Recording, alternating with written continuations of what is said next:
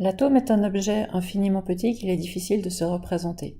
Il est constitué de protons et de neutrons que l'on trouve dans le noyau, et puis d'électrons qui gravitent autour et qui occupent un espace qu'on appelle le nuage électronique et donnent sa taille à l'atome.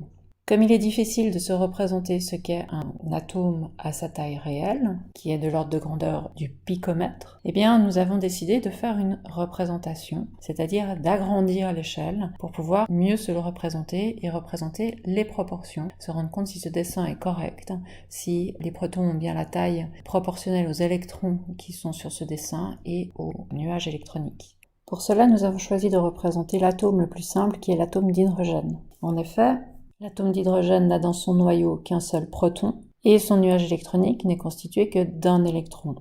La question est donc la suivante: si sur mon dessin le proton a une taille de 2 mm à peu près, ce qui est la taille d'une tête d'épingle, est-ce que la représentation que j'ai fait ici respecte les proportions réelles? Et si c'est pas le cas, eh bien, en respectant le fait qu'on a un proton de 2 mm, quelle devrait être la taille de l'électron et quelle devrait être la taille de l'atome?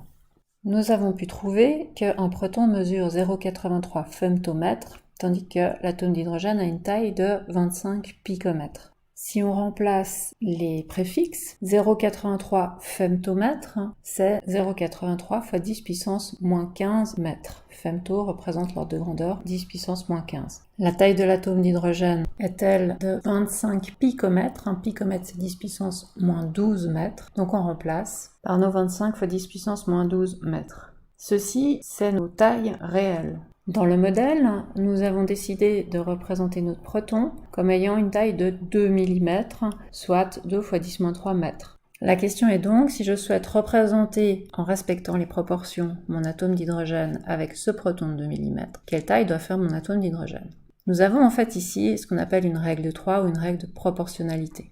En effet, si je fais le rapport entre le proton et l'atome d'hydrogène, dans la réalité, je veux avoir en fait le même rapport dans mon modèle. Il me suffit ici de résoudre mon équation pour me rendre compte que la feuille ne suffirait pas et qu'en réalité mon atome devrait être représenté comme ayant une taille de 36 mètres. Nous avons également fait le calcul pour savoir quelle serait la taille d'un électron, de l'électron qui habiterait cet atome d'hydrogène, cette sphère dont le rayon serait de 36 mètres. Nous avons trouvé une approximation de la taille de l'électron qui est de environ 10 puissance moins 35 mètres, ce qui signifierait que sur notre modèle, un électron devrait avoir à peu près la taille de 10 puissance moins 23 mètres, ce qui est effectivement très difficile à représenter. On se rend compte de la petitesse de cet électron.